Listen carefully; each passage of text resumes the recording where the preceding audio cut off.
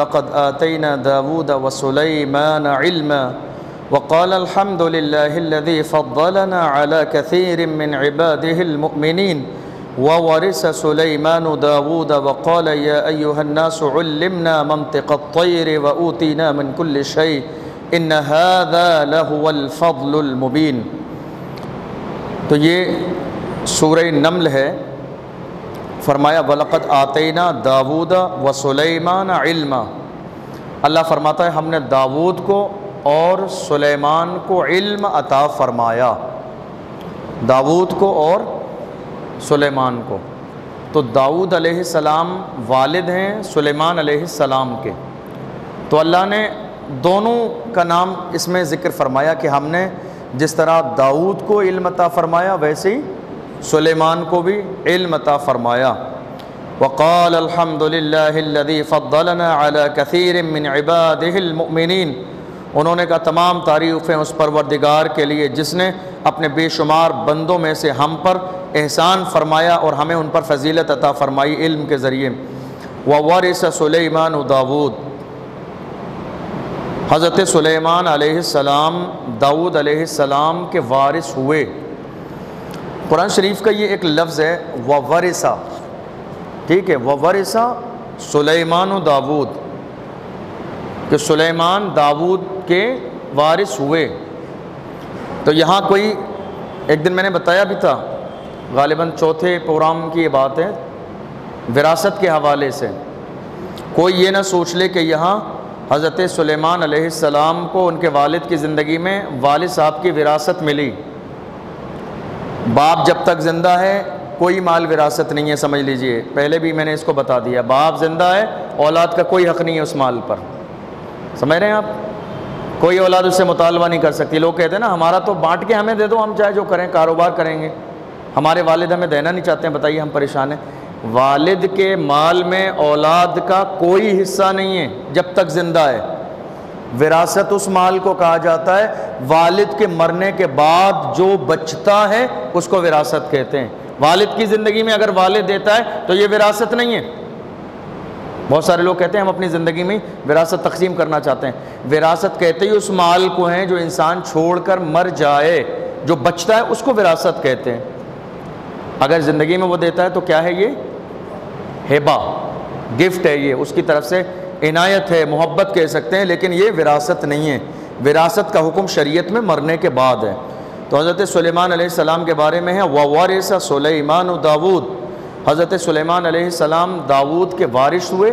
تو یہاں جو وَوَرِثَ ہے یہاں وراثت کے معنی میں نہیں بلکہ جانشین کے معنی میں ہے۔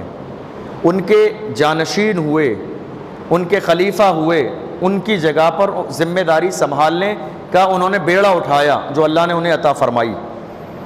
پہلے کے زمانے میں انبیاء کرام، صحابہ کرام، جب تک اہل نہیں ہوتا تھا انسان تب تک اسے کوئی ذمہ داری نہیں دی جاتی تھی، سمجھ رہے ہیں آپ؟ اہل، لائق، ایک ہوتا ہے لائق اور ایک ہوتا ہے نالائق۔ تو نالائق کو لوگ گالی سمجھ لیتے ہیں، نالائق کا مطلب لائق نہیں، ایک ہے لائق یعنی اس کام کے لائق ہے، اور ایک ہوتا ہے نالائق یعنی یہ اس کام کے لائق نہیں ہے۔ نالائق لفظ گالی نہیں ہے، یہ اردو کا لفظ ہے۔ لائق کا مطلب جو اس کام کے لیے مناسب ہے، اور نالائق یعنی اس کام کے لائق یہ مناسب نہیں ہے۔ انبیاء اکرام، صحابہ اکرام، آپ دیکھیے حضرت ابوبکر صدیق رضی اللہ عنہ، ایک چھوٹا سا میسیج دے رہا ہوں آپ کو، یاد رکھیے گا، اور آپ کے ذہن میں آ جائے تو سبحان اللہ۔ حضرت ابوبکر صدیق کی بات مجھے یاد آئی کہ آپ کا جب وصال ہوا، ٹھیک ہے، جب آپ کا وصال ہوا تو لوگوں نے کہا کہ آپ کسی کو جانشین بنا دیجئے، اپنا کسی کو مسلمانوں کا امیر بنا دیجئے تاکہ آپ کے بعد اختلاف نہ ہو۔ حضرت ابوبکر صدیق کے بیٹے موجود ہیں، سمجھ رہے ہیں آپ؟ حضرت ابوبکر صدیق کے بیٹے موجود ہیں، مگر کمال یہ ہے کہ انہوں نے اپنے بیٹے کے سر پر خلافت کی دستار نہیں باندھی۔ یہ ہوتی ہیں اللہ والوں کی باتیں۔ آج پیروں کا حال یہ، سب کی بات نہیں کر رہا ہوں، جو اچھے ہیں ہم ان کی جوتیوں سے لگنے والی گرد کو بھی اپنے ماتھے پہ لگاتے ہیں. جو اچھے ہیں، باعمل ہیں، جو واقعی رسول اللہ کے دین کے مبلغ ہیں، شریعت کے محافظ ہیں، رسول اللہ کے جانشین ہیں، باعمل ہیں، مصطفیٰ کی شریعت پر قائم ہیں، ہم ان کی جوتیاں آج بھی سیدھی کرنے کے لیے تیار ہیں. لیکن آج اکثریت یہ ہے ہمارے ملک میں کہ ایک پیر اپنے 10 12 15 سال کے بیٹے کو بھی خلیفہ بنا دیتا ہے. سمجھ رہے ہیں آپ؟ پیر صاحب بھی قدم بوسی کر رہے ہیں، بیٹا بھی قدم بوسی کرتا چلا جا رہا ہے، خوب کھانے کمانے کا بازار گرم ہے. غریب نواز کو دیکھیے، کب پیر بنے آپ؟ 16 سے 20 سال حضرت خواجہ عثمان ہارونی کی بارگاہ میں بحیثیت خادم رہے. غریب نواز، ہندوستان کے بادشاہ. غوث اعظم کے بارے میں دیکھیے، امیر خسرو کے بارے میں دیکھیے، مولانا رومی کے بارے میں دیکھ لیجئے. برسوں برس جنہوں نے اللہ والوں کی بارگاہ میں خادم بن کے گزارے، تب جا کے انہیں کچھ عطا فرمایا گیا. چونکہ جو منصب تمہیں ملنے والا ہے یہ بہت عظیم منصب ہے، تم اس کی نہ جانے ذمہ داری اٹھا پاؤ گے یا نہیں اٹھا پاؤ گے. ذمہ داری اٹھاؤ گے تو دین کا بہت بڑا کام ہو جائے گا، اور ذمہ داری نہیں اٹھا سکو گے تو ایک بہت بڑی قوم کا نقصان کر دو گے. کیا بات ہے، کیا بات ہے کہ پیر صاحب بھی نماز نہیں پڑھتے، اور پیر صاحب کا جو گروپ ہے وہ بھی نماز نہیں پڑھتا. پیر صاحب کے استقبال کا انتظام تو بہت لمبا چوڑا ہے، نماز کوئی پڑھنے کے لیے راضی نہیں ہے. ہندوستان میں ہمیں ایسے پیروں کی ضرورت ہے جو یہ شرط لگا دیں میرا مرید وہی بنے جو 5 وقت کی نماز پڑھے، جو غیبت چھوڑ دے، برائی چھوڑ دے، زنا چھوڑ دے، شراب چھوڑ دے، جوا چھوڑ دے، کینہ چھوڑ دے، حسد چھوڑ دے، لڑنا چھوڑ دے، لڑانا چھوڑ دے. ضرورت ہے آج ہمارے ملک کو ان چیزوں کی، ان چیزوں کی ضرورت ہے. ہمارے پیران نظام یہ شرطیں لگائیں اور سختی کریں. ضرورت اس بات کی نہیں ہے کہ میری فہرست میں، میری لسٹ میں 5 لاکھ مرید ہیں. سمجھ رہے ہیں آپ؟ اس بات کی ضرورت نہیں ہے. اللہ والے ایسے بھی ہوئے جنہوں نے ایک مرید بنایا اور ایک بنانے کے بعد کہا میرا یہ ایک لاکھوں پہ بھاری ہے. ایک بنایا ایک مرید اور فرمایا میرا یہ مرید لاکھوں پر بھاری ہے. ہزاروں ایسی مثالیں میں گنانے لگوں گا تو بہت لمبا ہو جائے گا. ہمارے یہاں ایسا کچھ بھی نہیں ہوتا ہے. پیر صاحب جانتے ہیں سٹا لگاتا ہے، پھر بھی جا کے قیام پیر صاحب کا وہیں رہے گا. پیر صاحب جانتے ہیں اس کے 2 نمبر کا دھندا ہے، مگر پیر صاحب اسی کے گھر جا کے بیڈ روم میں اے سی میں آرام کریں گے. یہی وجہ ہے کہ آج روحانیت ختم ہو گئی، اور بلکہ ختم تو نہیں، کم ہو گئی. ورنہ ایک زمانہ وہ تھا جب اللہ والوں کی نظر جیبوں پہ نہیں دلوں پر رہا کرتی تھی، تو حالات بہتر تھے، روحانیت کا ماحول تھا، برائیاں کم تھیں. آج حال یہ ہے ہماری جو خانقاہیں ہیں ان میں کوئی تربیت کا انتظام نہیں ہے.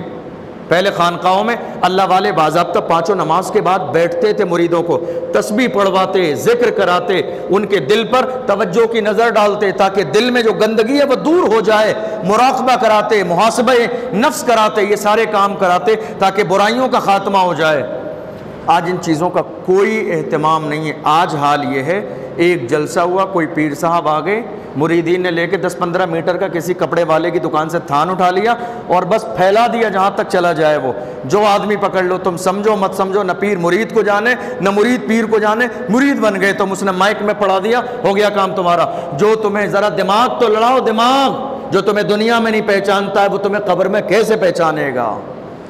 جو تمہیں میدان محشر میں کیسے پہچانے گا جو تمہیں دنیا میں نہیں جانتا ہے؟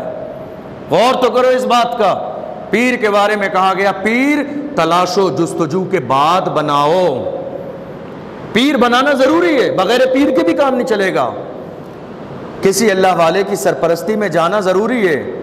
بزرگوں نے فرمایا، اور یہ عملی بات ہے، ہزاروں مثالیں، بڑے بڑے عالم، بڑے بڑے مفتی گمراہ ہو گئے جو کسی اللہ والے کے خادم نہیں بنے، جو مرید نہیں بنے. بڑے بڑے عالم اور مفتی گمراہ ہو گئے کیونکہ ظاہری کتابوں کا علم تکبر لاتا ہے اور اللہ والوں کی نسبت روحانیت پیدا کرتی ہے جس سے تکبر ختم ہو جاتا ہے. ضروری ہے مرید بننا، لیکن مرید چمک دمک دیکھ کے نہیں، مرید غریبی امیری دیکھ کے نہیں بننا ہے، مرید پیر صاحب کی گاڑی دیکھ کے نہیں بننا ہے، پیر صاحب کا بنگلہ دیکھ کے نہیں بننا ہے. پیر صاحب بہت عالی شان ہے، یہ دیکھو 5 وقت مسجد میں جا کر جماعت کے ساتھ نماز پڑھتے ہیں یا نہیں پڑھتے ہیں. بس اتنی سی چیز دیکھ لو آپ، اور اس کے علاوہ کچھ مت دیکھو. آپ بڑے معاملات ہیں روحانی نہیں سمجھ سکتے آپ، بھائی اتنی سی بات دیکھ لو. پیر صاحب 5 وقت کی نماز جماعت کے ساتھ مسجد میں جا کے نہیں پڑھ سکتے. نماز رسول اللہ پر معاف نہیں ہوئی ہے؟ یہ رسول اللہ ہی کا تو فرمان ہے کہ بغیر عذر بغیر مجبوری کے گھر میں نماز پڑھے گا، اس کی نماز نہیں ہے. یہ رسول اللہ کا ہی فرمان ہے، یہ میرے نبی کا ہی فرمان ہے. جو گھروں میں نماز پڑھتے ہیں یا نماز چھوڑ دیتے ہیں، میرا دل یہ چاہتا ہے اپنے مصلی پہ کسی اور کو نماز پڑھانے کے لیے کھڑا کروں اور میں آگے جلا کر ہاتھوں میں لے کر مشالیں نکلوں، اور جو نماز پڑھنے مسجد میں جماعت کے ساتھ نہیں آتے ان کے گھروں کو آگ لگا دوں. یہ رسول اللہ کی تو فرمان ہے. سوچئے سمجھئے، کسی اللہ والے کے دامن سے وابستہ ضرور ہو جائیے، لیکن چمک دمک کی بنیاد پر، کسی کے سمجھانے کی بنیاد پر نہیں. اور صحیح طریقہ مرید بننے کا تو یہ کہ آپ مرید بننے سے پہلے کسی عالم سے رہنمائی ضرور حاصل کریں کہ مرید بننے کا مطلب کیا ہے. آج لوگوں کو 50 سال ہو گئی، ان کو یہ پتہ ہی نہیں ہے مرید بننے کا مطلب کیا ہے. پتہ ہی نہیں ہے ہزاروں لاکھوں لوگوں کو ہم مرید کیوں بنتے ہیں، ہم مرید کیوں. آج پیروں کا کام کتنا رہ گیا؟ پیر صاحب تعویذ بنا کے دے دو، پیر صاحب دھاگا پڑھ کے دے دو، پیر صاحب یہ کر کے دے دو، پیر صاحب بوتل میں پانی پڑھ کے دے دو. یہی کام رہ گیا پیروں کا. حالانکہ یہ پیروں کا کام نہیں ہے، یہ تو ہر مسلمان کا کام ہے کہ اس کو اگر پریشانی ہو تو وہ قرآن کی تلاوت کر کے پانی پہ دم کر کے پیے یا پلائے. یہ مسلمان کا کام ہے، پیر کا کام نہیں ہے. یہ پیر کا کام ہے سیدھا راستہ دکھانا اور اس پر چلانا، خود بھی عمل کرنا، مریدین کو بھی عمل کرانا. آج حال یہ ہے 10 سال کے بچے آپ خانقاہوں میں چلے جائیے، جو اچھی ہیں وہ اچھی ہیں، لائق احترام ہیں، سب کی بات نہیں کر رہا ہوں، لیکن آج ماحول ہمارے ہندوستان کا یہ 10 سال 12 سال 15 سال کے بیٹے کو پیر صاحب نے خلافت دے دی. بات سمجھ میں آ رہی ہے؟ اب وہ عالم بھی نہیں ہے، وہ فاضل بھی نہیں ہے، وہ حافظ بھی نہیں ہے، وہ قاری بھی نہیں ہے، کچھ نہیں ہے، اور ہاتھ چومے جا رہے ہیں. اس کے لائن لگا کے لوگ ہاتھ چوم رہے ہیں، پیر چوم رہے ہیں، سر پہ ہاتھ رکھوا رہے ہیں. اب اسے پڑھنے کی ضرورت کیا ہے؟ ہندوستان کی خانقاہوں کا جائزہ لے لیجئے. سب کی بات میں ہمیشہ کہتا ہوں، نہیں کر رہا ہوں، جو اچھے ہیں وہ اچھے ہیں، لیکن اکثریت اس بات کی ہے کہ خانقاہوں میں پڑھے لکھے لوگ نہیں ملیں گے آپ کو. شہزادے صاحب ہیں، پڑھے لکھے نہیں ہیں. شہزادے صاحب ہیں، دین نہیں جانتے ہیں. شہزادے گرامی ہیں، اسلام نہیں جانتے ہیں. شہزادے گرامی ہیں، حافظ قرآن نہیں ہیں. یہ حال ہے. ہزاروں کی تعداد میں لوگ ان کے پیچھے چلنے والے ہیں. جب یہ دین نہیں جانتے تو دوسروں کو دین کیسے سکھائیں گے؟ ہے نا یہ خسارہ ہمارے لیے، ہماری قوم کے لیے نقصان ہے. یہ نقصان ہے. یہ ضرورت اس بات کی نہیں ہے چمک دمک دیکھیے، ضرورت اس بات کی ہے اللہ والا دیکھیے کوئی. اور اللہ والے تو کیا کہاں ایسیوں میں رہتے ہیں، اللہ والے تو جنگلوں میں رہتے ہیں. جمال یار پہ پردہ پڑا ہے غم نہیں اس کا، خیال یار آنے پر نظارہ ہو ہی جاتا ہے. جہاں اللہ والے رہتے ہیں اپنے مزاروں میں، وہ جنگل ہو یا صحرا ہو اجالا ہو ہی جاتا ہے. اللہ والے جنگلوں میں رہتے ہیں، سجدوں میں رہتے ہیں. ان کی پیشانی جب اللہ کے سامنے جھک جاتی ہے تو اتنی آسانی سے نہیں اٹھاتے ہیں. اللہ کو راضی کرنے کی نیت سے دن و رات سجدے کرتے ہیں. قرآن عظیم میں ہے وَوَارِثَ سُلَيْمَانُ داود، تو حضرت سلیمان علیہ السلام داود علیہ السلام کے جانشین بنے. جانشین یعنی جس طرح اللہ نے نبوت اور سلطنت حضرت داود علیہ السلام کو عطا فرمائی، بالکل اسی طرز پر. وَقَالَ يَا أَيُّهَا النَّاسُ عُلِّمْنَا مَنطِقَ الطَّيْرِ وَأُوتِينَا مِن كُلِّ شَيْءٍ. حضرت سلیمان علیہ السلام نے فرمایا اے لوگو، ہمیں پرندوں کی بولیاں سکھائی گئیں، ہمیں پرندوں کی بولیاں سکھائی گئیں. وَأُوتِينَا مِن كُلِّ شَيْءٍ، اور اللہ تعالیٰ نے ہر چیز میں سے ہمیں حصہ عطا فرمایا ہے. جنات حضرت سلیمان علیہ السلام کے غلام، انسان حضرت سلیمان علیہ السلام کے غلام، شیطان حضرت سلیمان علیہ السلام کا غلام، چرند و پرند، حیوان، جانور، چوپائے، درندے، بھیڑیے، سب آپ کے غلام. اور تو اور اللہ نے ہوا پر حکومت عطا فرمائی سلیمان علیہ السلام. وہ جدھر اشارہ کرتے ادھر ہی ان کے لشکر کو اٹھا کے لے جاتی ہوا. ہوائی جہاز اس زمانے میں نہیں تھا، ہوا اپنا کمال پھر بھی دکھا رہی تھی. وَحُشِرَ لِسُلَيْمَانَ جُنُودُهُ مِنَ الْجِنِّ وَالْإِنسِ وَالطَّيْرِ فَهُمْ يُوزَعُونَ. اللہ فرماتا ہے ہم نے سلیمان کے لیے جنات، انسان، پرندوں کا سب کا لشکر تیار کیا. حتیٰ اذا اتوا علی واد النمل قالت نملۃ یا ایھا النمل ادخلوا مساکنکم لا یحطمنکم سلیمان وجنودہ وہم لا یشعرون. حضرت داؤد علیہ السلام کے 19 بیٹے تھے، مگر ان 19 بیٹوں میں سے اللہ نے نبوت صرف حضرت سلیمان علیہ السلام کو عطا فرمائی. تو ایک دن جا رہے تھے کہیں سفر کرتے ہوئے، اور یہ جو سفر تھا غالباً کچھ قریب کا سفر رہا ہوگا، تو اس لیے آپ پیدل جا رہے تھے اپنے لشکر کے ساتھ. جب دور کا سفر ہوتا تھا تو ہوا کے ذریعے پہنچتے تھے آپ، لیکن چونکہ یہ غالباً قریب کا سفر ہوگا، واقعے سے اندازہ ہوتا ہے. تو فرمایا حتیٰ اذا اتوا علی واد النمل، تو ایک ایسے علاقے سے گزرے جہاں چیونٹیوں کی کثرت تھی، کیڑیوں کی کثرت تھی، بے شمار چیونٹیاں تھیں وہاں پر. تو جب یہ لشکر قریب آیا قالت نملۃ، تو جو چیونٹیوں کی سردار تھی اس نے کہا ایھا النمل ادخلوا مساکنکم لا یحطمنکم سلیمان وجنودہ وہم لا یشعرون. تو اس چینٹی نے کہا، اعلان کر کے، چینٹیوں اپنے گھروں میں چلی جاؤ، اپنے سوراخ میں چلی جاؤ، کہیں ایسا نہ ہو کہ سلیمان اور ان کا لشکر تمہیں پیروں کے نیچے کچل دے، بے خبری میں، جان بوجھ کر نہیں، بے خبری میں. کہیں ایسا نہ ہو اتنا بڑا لشکر ہے.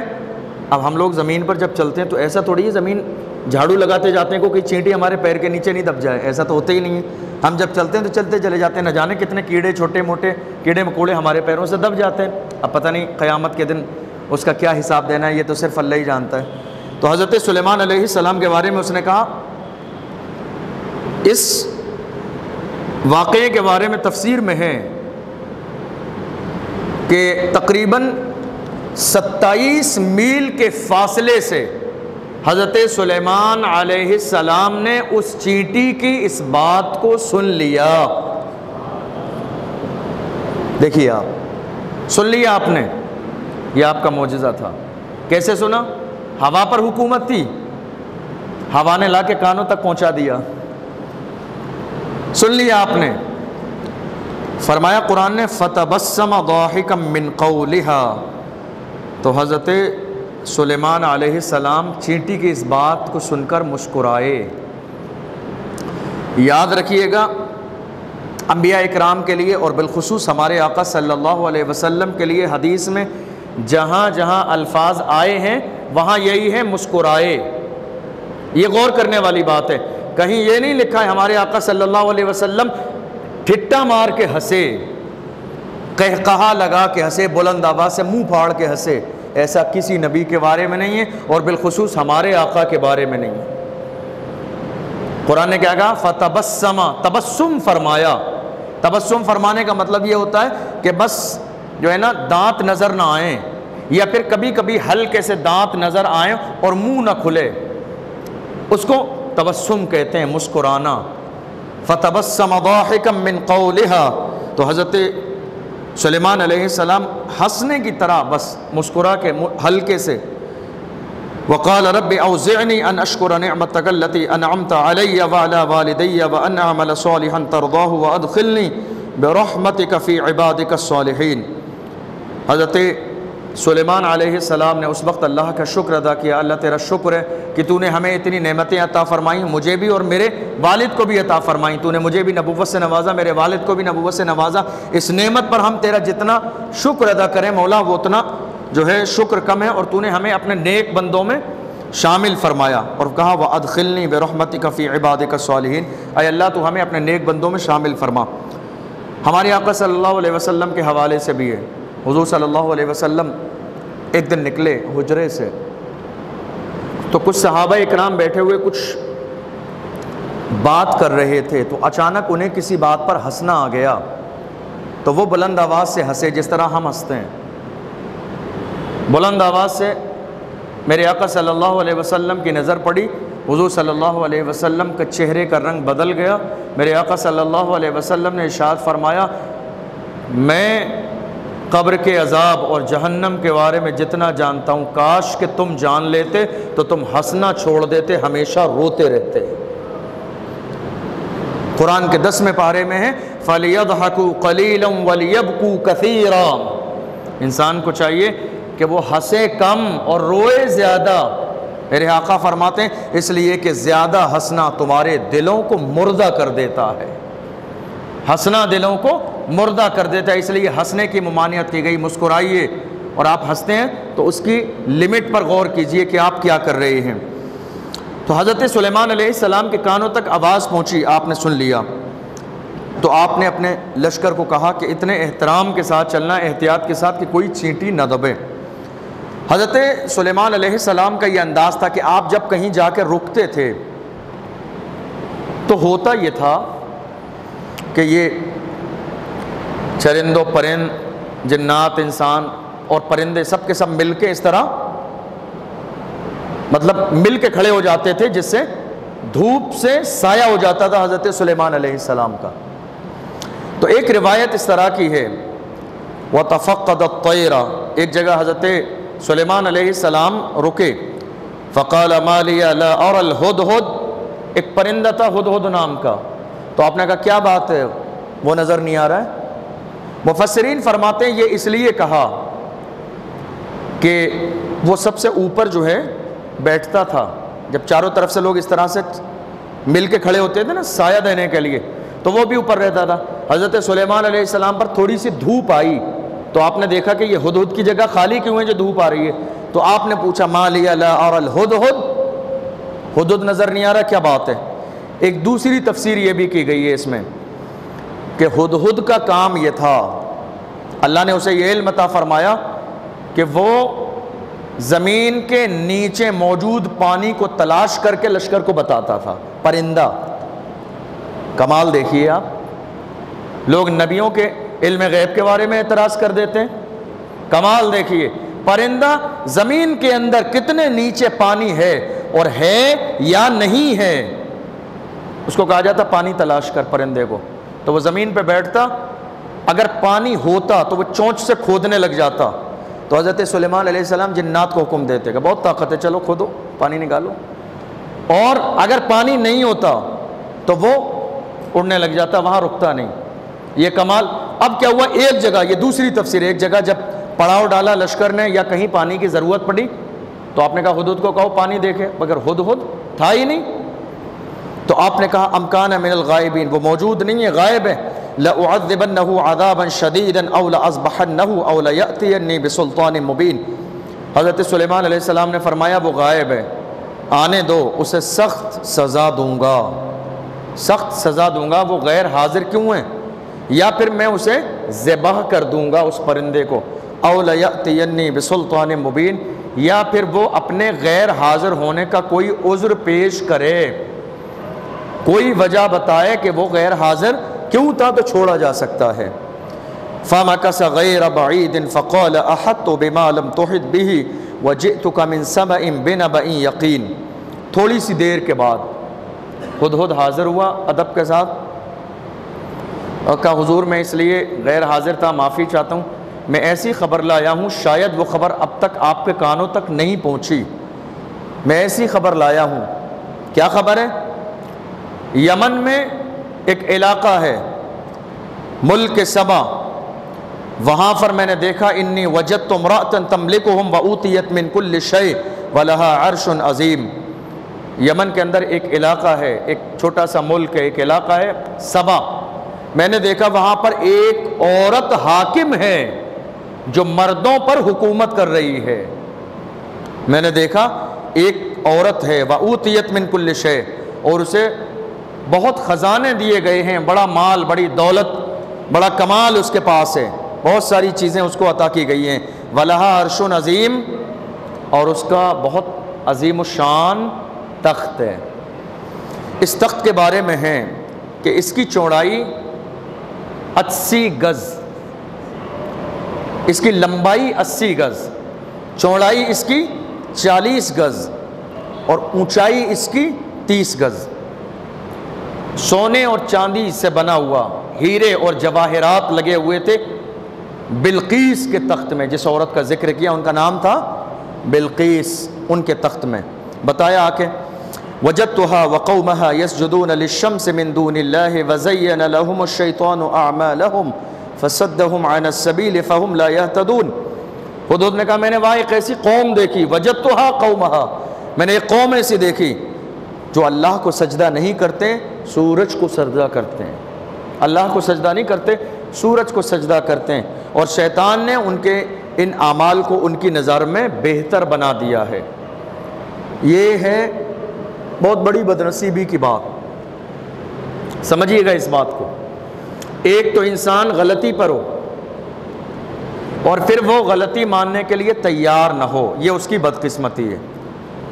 معلوم نہ ہو تو یہ عذر ہے کہ معلوم نہیں تھا غلطی ہے، لیکن اگر کوئی اصلاح کرنے والا غلطی کی اصلاح کرتا ہے تو اس غلطی کو قبول نہ کرنا یہ انسان کی بدنصیبی ہے کہ سدھارنے کا موقع ملا، سدھارا نہیں۔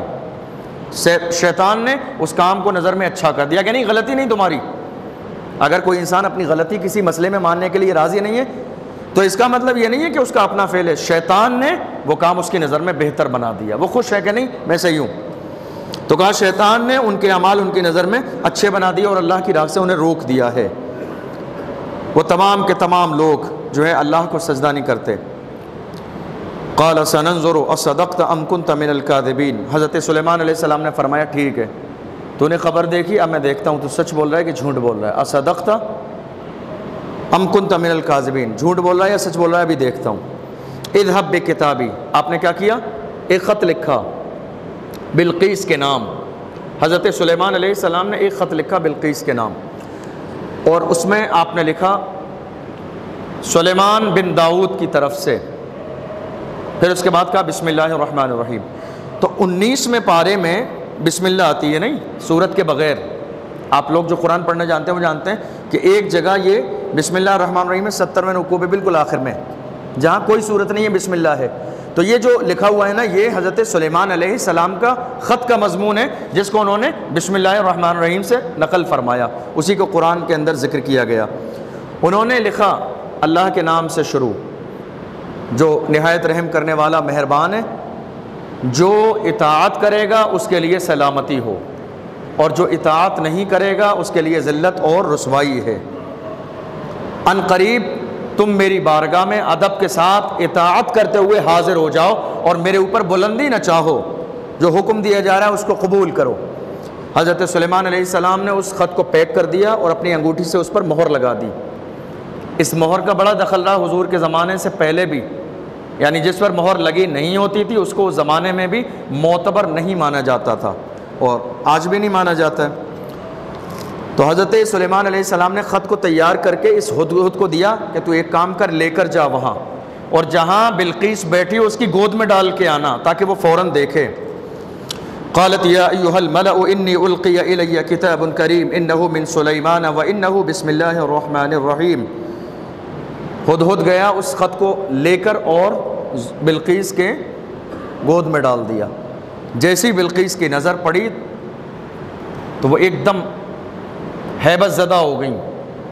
اس کی وجہ یہ تھی ہیبت زدہ ہونے کی کہ ایک تو اس پر مہر لگی تھی، تو یہ سمجھ میں آ گیا کہ کوئی عام خط نہیں ہے، کسی دوسری مملکت سے آیا ہے، نہ جانے ہمارے لیے کیا اس میں حکم آیا ہوگا۔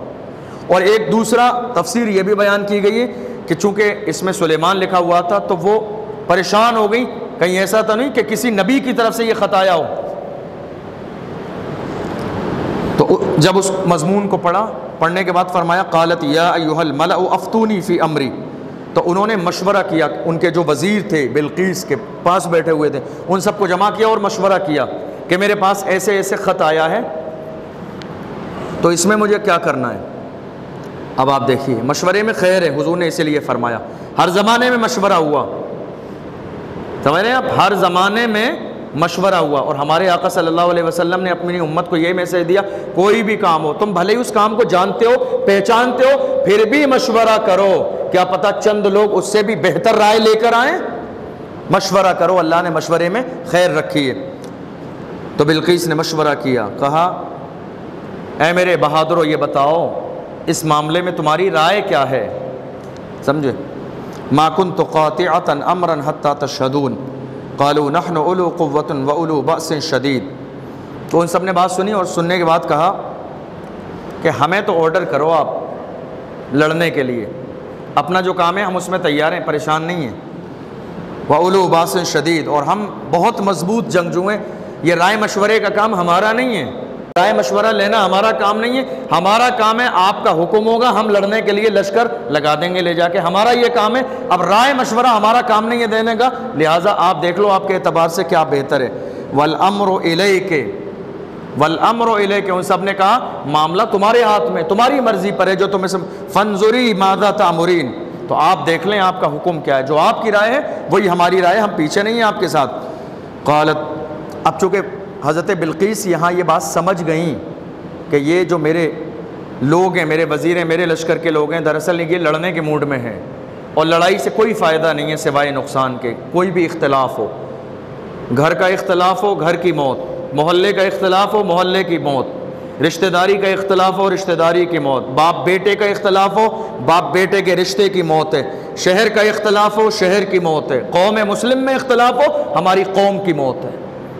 کوئی فائدہ نہیں ہے اس اختلاف کا، آج بہت اختلاف ہے، بہت اختلاف ہے، انا کے مسئلے، تکبر کے مسئلے، غرور کے مسئلے، اپنے آپ کو بڑا سمجھنے کے مسئلے، مجھے نہیں بلایا، مجھ سے نہیں پوچھا، میری رائے نہیں لی، مجھے شامل نہیں کیا، مجھے پہلے نہیں بتایا، مجھے لیٹ بتایا، اس کو پہلے بتا دیا، اس کو دعوت، یہ چھوٹی چھوٹی باتوں میں آج ہماری قوم بٹی ہوئی ہے اختلاف میں، اور غیر اس کا فائدہ اٹھا رہے ہیں۔ بچیے ان ساری چیزوں سے، اس غرور اور تکبر کا کوئی فائدہ نہیں ہے۔ قالت ان الملوک اذا دخلوا قرية افسدوها وجعلوا اعزة اهلها اذلة وكذلك يفعلون، تو وہ سمجھ گئیں حضرت بلقیس، ان کو معلوم تھا کہ یہ لڑنا چاہتے ہیں۔ انہوں نے کہا کہ بادشاہ جب کسی علاقے میں داخل ہو جاتے ہیں، جب کسی علاقے میں بادشاہ داخل ہوتے ہیں تو فساد ہو جاتا ہے اور وہاں کے رہنے والے ذلیل و رسوا ہو جاتے ہیں، لڑائی میں جنگ میں کوئی فائدہ نہیں ہے۔ تو اب میں آزماتی ہوں انہیں، پتہ چلے کہ یہ دنیا دار بادشاہ ہیں یا واقعی کوئی نبی ہیں۔ اگر واقعی اللہ کے نبی ہوں گے تو ہم ان کی بارگاہ میں چل کے ان کی اطاعت کر لیں گے۔ اور ایک سمجھدار انسان کی پہچان بھی یہی ہے، ایک سمجھدار انسان کی پہچان یہی ہے جب اس کے سامنے حق ظاہر ہو جائے، حصل حق، کہاں تھا یہ، کہاں تھا یہ جملہ، حصل حق، یہ زلیخا نے کہا تھا بادشاہ کے سامنے، اب تو حق ظاہر ہو گیا، اب بات بدلنے سے فائدہ کیا ہے۔ حصل حق، جب آپ کے سامنے حق ظاہر ہو تو قبول کرنے میں تاخیر مت کیجیے۔ انسانیت یہی ہے، صحیح بات دشمن کی بھی ہو آپ مان لیجئے، اور غلط بات سگے بھائی کی بھی ہو قبول نہیں کی جانی چاہیے۔ اسلام کا یہی مزاج ہے۔ تو بلقیس نے کہا ہم پہلے انہیں ہدیہ بھیجتے ہیں، بہت اچھی بات ہے، ہم ہدیہ بھیجتے ہیں، قبول کر لیا، تحفہ قبول کر لیا، تو یہ دنیا دار بادشاہ تو بڑے خوش ہو جاتے ہیں تحفہ لے کے، اور اگر نبی ہوں گے تو قبول نہیں کریں گے۔ وَإِنِّي مُرْسِلَةٌ إِلَيْهِمْ بِهَدِيَّةٍ فَنَاظِرَةٌ بِمَا يَرْجِعُ الْمُرْسَلُونَ، تو انہوں نے کیا کیا، بھیجا 500 غلام، 500 خادمائیں، 500 سونے کی اینٹیں، یہ سارا سامان تیار کر کے، ایک چھوٹا سا لشکر تیار کر کے اس سارے سامان کے ساتھ حضرت سلیمان علیہ السلام کی بارگاہ میں بھیجا۔ حضرت سلیمان علیہ السلام کو علم ہوا کہ میری طرف گفٹ بھیجا جا رہا ہے، ہدیہ دیا جا رہا ہے، یہ ہمارے رسول کی شریعت کی بات نہیں ہے۔ ہمارے آقا صلی اللہ علیہ وسلم نے فرمایا ہدیہ دو کہ اس سے محبت بڑھتی ہے، اور وہاں جو تھا وہ آزمائش کے لیے تھا، ایسا نہیں تھا کہ محبت میں، آزمائش کے لیے کہ نبی ہیں یا دنیا کے بادشاہ ہیں۔ حضرت سلیمان علیہ السلام کو علم ہوا تو حضرت سلیمان علیہ السلام نے تقریباً 25 27 30 میل تک سونے کی اینٹوں کا روڈ بنوایا، سمجھ رہے ہیں آپ، سونے کا اینٹوں کا اور چاندی کی اینٹوں کا روڈ بنوایا، اور دونوں طرف سے دیواریں لگوائیں سونے اور چاندی کے اینٹوں کی، درخت لگوائے، اور جہاں سے وہ آنے والے تھے پورا ان کا راستہ سونے اور چاندی کا ہو گیا۔ وہ حیران ہو گئے یہ کیا ہے، جنات کو حکم دیا بنا دیا انہوں نے، یہ کیا ہے۔ آج بہت سارے لوگ کیا نا یہ دعویٰ کرتے ہیں ان کے قبضے میں جنات ہیں، دعا تعویذ کرنے والے ہیں، دعا تعویذ کرنے والے نا، کرنے دھننے والے جنہیں پیسے لینے والے کہتے ہیں ہمارے قبضے میں تعویذ، مطلب جنات ہیں، قبضے میں جنات ہیں، پھر بھی 100 روپے کے محتاج ہیں، کوئی تعویذ والا آ جائے تو خرچہ پانی چل جائے صبح شام کا ہے، دیکھیے آپ۔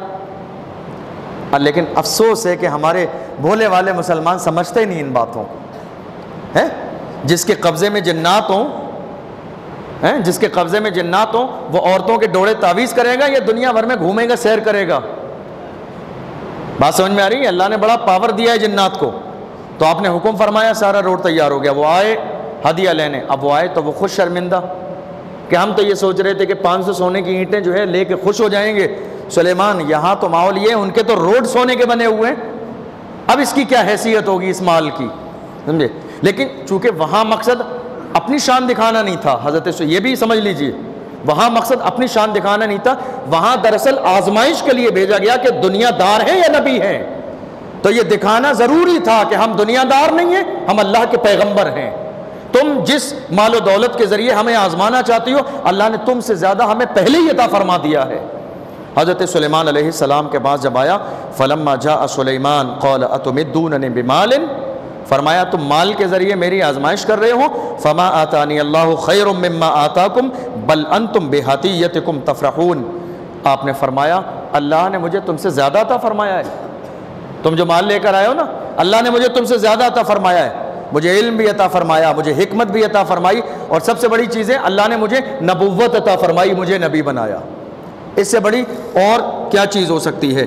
بل انتم بہدیتکم تفرحون، بلکہ یہ تو تم دنیا دار ہو، جو تحفہ مل جاتا ہے تو خوش ہو جاتے ہو، مجھے اللہ نے نبوت عطا فرمائی ہے اور دنیا کے سارے خزانے مجھے عطا فرمائے ہیں، مجھے تمہارے اس تحفے کی ضرورت نہیں ہے، ارجع الیہم، واپس جاؤ ان کی طرف، فَلَنَأْتِيَنَّهُمْ بِجُنُودٍ لَا قِبَلَ لَهُمْ بِهَا وَلَنُخْرِجَنَّهُمْ مِنْهَا أَذِلَّةً وَهُمْ صَاغِرُونَ، آپ نے فرمایا ان قریب میں ایک لشکر لے کر تمہارے اوپر آؤں گا، تمہیں اس لشکر کی طاقت نہیں ہوگی، اگر تم اطاعت نہیں کرو گے اور ایک اللہ کو سجدہ کرنے کے لیے راضی نہیں ہوگے تو ان قریب تم ذلیل اور رسوا ہو جاؤ گے۔